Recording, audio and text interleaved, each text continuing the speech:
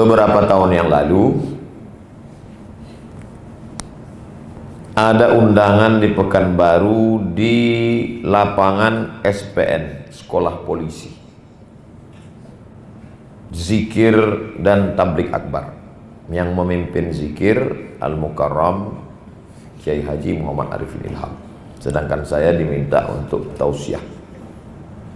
Kami pun duduklah di tanah lapang menunggu pesawat datang, karena kabarnya dari airport langsung ke lapangan SPN, Sekolah Polisi. Saya belum pernah berjumpa dengan Kiai Haji Muhammad Arifin Ilham. Lalu mendaratlah pesawat, dibawa pakai mobil ke lapangan SPN. Kami pun menyambut beliau. Saya melihat wajah beliau pertama kali, terpukau, terkesima. Selama ini cuma melihat di TV, tapi hari itu melihat langsung.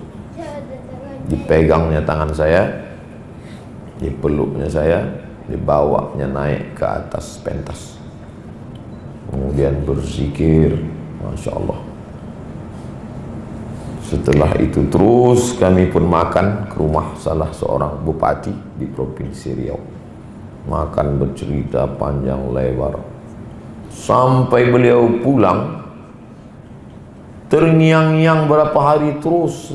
Lama saya menunggu, jangan-jangan saya udah jatuh cinta. Bayangan saya, karena beliau datang dari Jakarta, orang besar, jamaahnya banyak, tentu dia akan jaim, akan sombong karena dia orang hebat. Tapi ternyata tidak, rendah hatinya. Jadi tutur kata kerendahan hati itu yang membuat kita terpukau, itu yang membuat kita cinta. Sedangkan saya yang hanya mengenal beberapa tahun saja, begitulah suka dan cintanya saya, begitulah terpukau dan sulit saya melupakan. Apalagi lah Mama, apalagi Ananda Amar, apalagi Bapak Ibu. Saya paham Bapak Ibu menangis mengenang orang yang dicinta, sedih. Saya berusaha untuk menahan. Saya pikir-pikir kalau saya ikut juga menangis, lantas yang ceramah siapa? Yang pertama. Yang kedua, kalau saya menangis sekarang, ini ada yang streaming, ada yang merekam, diupload di YouTube.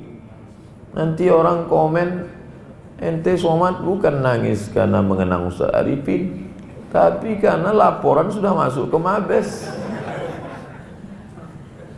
Jadi lebih baiklah saya tahan-tahan. Jadi yang mempertemukan kita Allah, sebab tak ada jatuh, la tataharraku dzarratu illa biiznillah.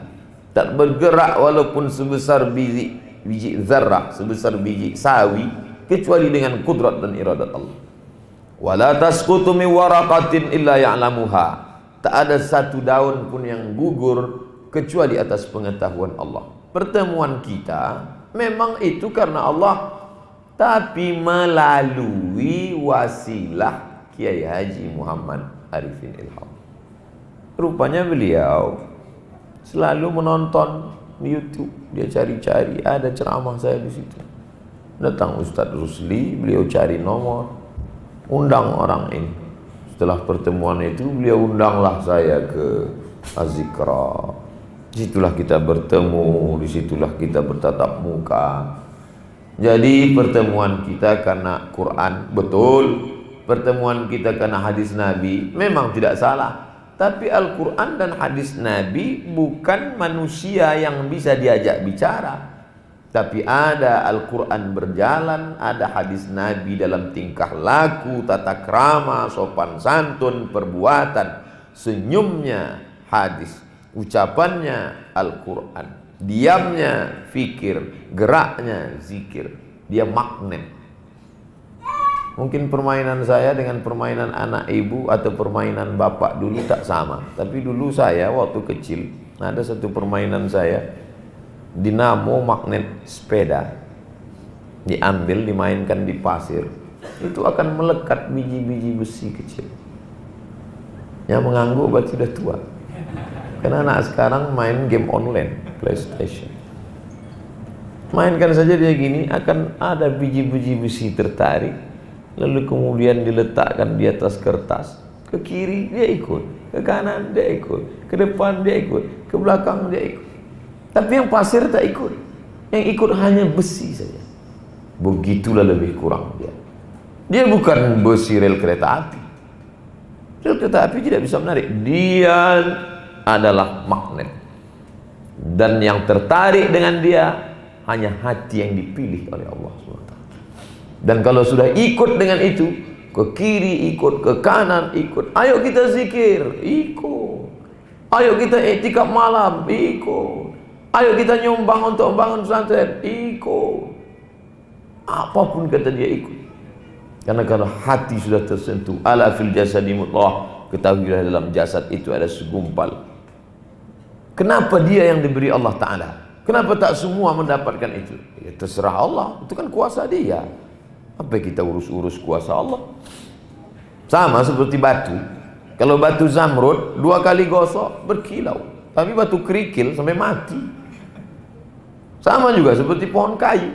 Ada kayu itu memang nggak ada kualitasnya, memang kayu bakar hanya untuk masak nasi. Tapi ada kayu ketika dipotong keluar harum semerbak. Ud namanya. Parfumnya, ketemu saya dengan orang Kalimantan Utara, Ustaz Somad, parfum ini paling murah 4 juta katanya. Apa ini? Ud, kayu gaharu. Parfum itu kalau kita pakai yang harga 4 juta, 5 juta yang paling murah, kalau kita kasih ke kawan, banyak dia pakai, itu menetes air mata kita. Mahal. Jadi ternyata batu ada batu pilihan, kayu ada kayu pilihan. Kalau batu ada pilihan, kayu ada pilihan, apalagi manusia. Manusia ini banyak, tapi ada yang dipilih Allah. Siapa dia? Nabi. Nabi banyak, ada yang dipilih Allah. Siapa dia? Rasul. Rasul banyak, ada yang dipilih Allah. Siapa dia? Ulul azmi. Ulul azmi, ada yang dipilih Allah. Sayyidina wa maulana Muhammad sallallahu alaihi wasallam.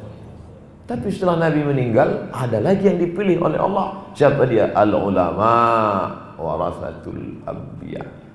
Dan ini tidak bisa dibuat-buat, tidak bisa pakai sandiwara, karena kita bukan artis sinetron.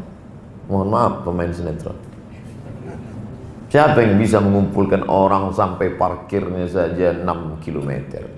Siapa yang bisa mengumpulkan orang sampai saya harus naik ojek dari pintu gerbang tol, tutup pakai kain di atas, kenal juga orang, foto Ustaz, foto Ustaz. Magnet itu menyatukan kita. Malam saya buka jendela, suasana seperti di padang Arafah Mina, bis masuk. Zikir mereka di atas, saya tausiah habis subuh, saya keliling pakai topi, masyarakat tak melihat. Di tepi-tepi parit orang meletakkan sajadah, kena panas terik tak peduli, berzikir. Ibu-ibu dengan anak-anak, ada yang berzikir, ada yang minum es. Semuanya mendapatkan karomah. Air dibuka, lantunan zikir, bacaan-bacaan masuk ke dalam air. Magnet ini luar biasa. Dan ketika magnet itu jatuh, maka butiran-butiran besi tadi pun berserakan. Ini ujian. Ujian sebelum bertaubat, kata setan, jangan taubat. Yang tobat dulu, masih muda kata setan, nanti udah agak pensiun baru. Itulah maka ayat ini mungkin yang dipilih. Wa may ya'mal su'an aw yadhlim nafsahu, siapa yang pernah buat dosa atau menganiaya dirinya, summa yastaghfirillah,